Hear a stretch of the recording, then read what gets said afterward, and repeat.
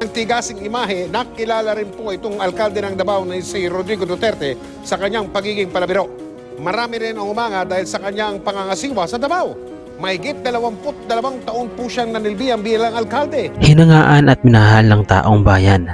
Ganito natin inilalarawan ang ating dating Pangulo na si Rodrigo Roa Duterte dahil sa angking kanyang tapang. Hindi biro nga mga idol ang kanyang pinagdaanan mula noong naging mayor siya ng Davao. Sa loob nga mga idol ng 22 taon ay nanilbihan siya sa kanyang lugar. At sa paniniwala nga mga idol na kaya niyang baguhin ang bansang Pilipinas bilang presidente ay tumakbo siya noong 2016 at hindi naman siya nabigo at siya ay nanalo. At sa pangako nga mga idol na kanyang babaguhin ang bansang Pilipinas sa pamamagitan ng pag-ubos sa iligal na droga at sa lahat ng mga gumagamit nito, ay talagang tumatak na sa taong bayan ang kanyang pangakong ito kung kaya't siya ay nanalo. If I become president, there's no such thing as bloodless cleansing. I propose to get rid of the drugs within 3 to 6 months. At sa pangako nga mga idol ng ating dating Pangulo na uubusin niya ang illegal na droga sa ating bansa sa loob lamang ng 3 buwan o hanggang 6 na buwan, ay hindi ito nangyari mga idol dahil sa sobrang talamak pala ang ating bansa pagdating sa ganitong klaseng problema. Subalit nagbabala naman mga idol ang ating dating Pangulo noon na kung sakali nga mga idol na ipatupad niya ang war on drugs sa ating bansa ay hindi ito magiging madali dahil dadanak ang dugo ayon sa ating dating presidente. Bagay nga mga idol na nangyari at hindi naging madali ang lahat dahil nga mga idol sa sunod-sunod na naging madugong labanan ng ating gobyerno noon sa pagsugpo sa iligal na droga. Criminals, well, I go after them.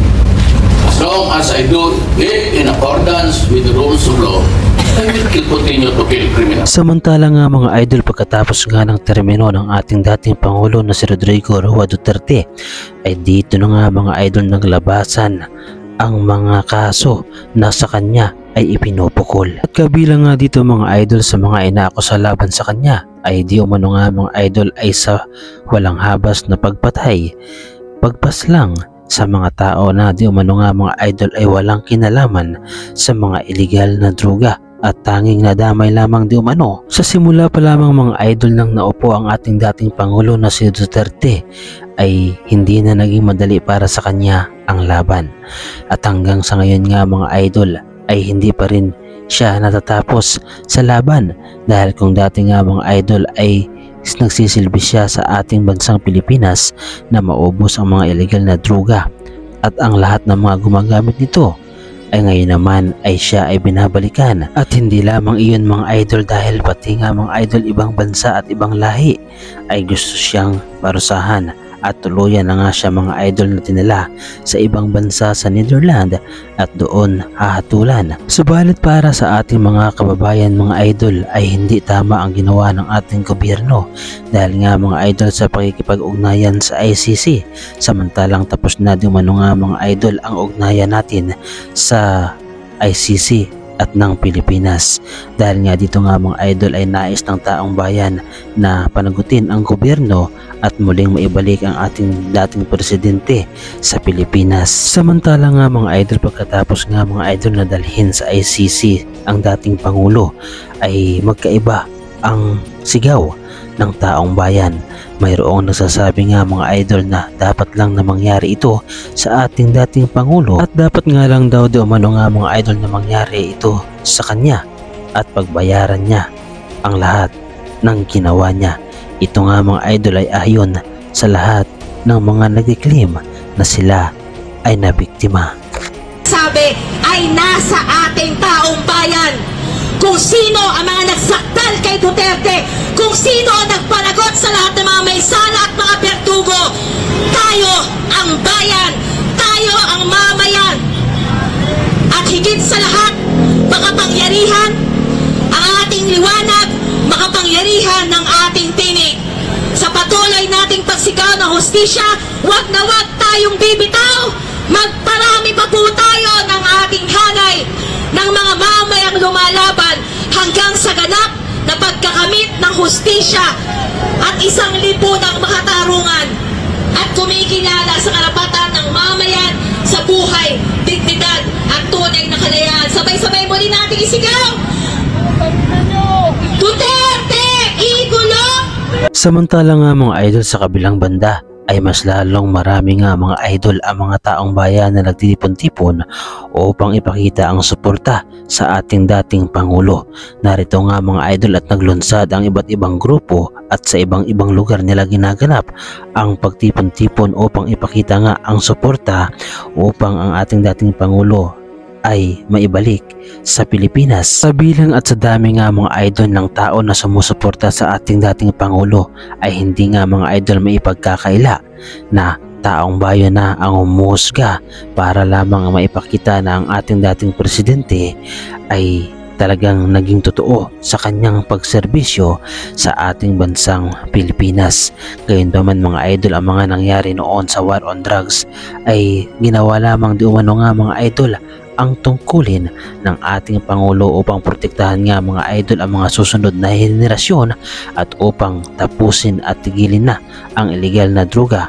Subalit ngayon nga mga idol, pag noong natapos ang kanyang termino ay muli nga daw di umanong nagsibalikan ang mga adik ngayon sa ating bansang Pilipinas at hindi na nga mga idol may ipagkakaila na atin na itong nakikita at nararamdaman sa ating kasalukuyang panahon. Samantala nga mga idol, habang nasa kustodiya ng ICC ang ating dating Pangulo na si Duterte ay nagpahatid siya ng mensahe sa pamamagitan ng kanyang anak na si Sara Duterte at upang ipabatid sa mga taong bayan na sumusuporta na nais niyang iparating ang mensaheng ito dahil hindi siya makakalabas at hindi niya maipaparating ito ng personal sa taong bayan. At sinabi ko, madami ang nasaktan. Madami ang umiiyak. Madami ang galit. At sinabi ko, mahalaga, madami ang nag-absent. Kaya sinabi ko sa kanya, ano ang gusto mo ipaabot sa kanila? Ang una niyang tanong is, nandyan sila sa labas? Oo, nandyan sila sa labas. Sabi niya, hindi ko man lang sila makausap at makamusta. Sabi ko, darating tayo dyan. Pero sabi ko, ibigay mo muna ngayon sa akin ang mensahe mo para sa kanila. So sinabi niya, unang-una, relax lang. May hangganan ang lahat. There is a day of reckoning. Kayo mga idol, bilang isang mamamayang Pilipino, ano ang inyong paniniwalaan at ano ang inyong susuportahan sa panig ba ng ating dating Pangulo o sa kasalukuyang Pangulo ng ating bansang Pilipinas? Kinakailangan mo magdesisyon mga idol upang maipakita natin ang ating suporta kung sino ba ang mas kapanipaniwala sa kanila. Mangyari lamang po mga idol na ibahagi ang iyong reaksyon at opinyon at mag-iwan lamang ng comment sa ating comment section. So paano mga idol, hanggang dito na lamang muli ang ating reaction video. At kung nagustuhan ninyo mga idol ang reaction video na ito, ay pahingi naman ako ng isang like, subscribe, at kung pwede ay pakapindot na rin ang ating notification bell button para updated pa kayo sa lahat ng ating mga reaction video na katulad nito. Maraming salamat mga idol.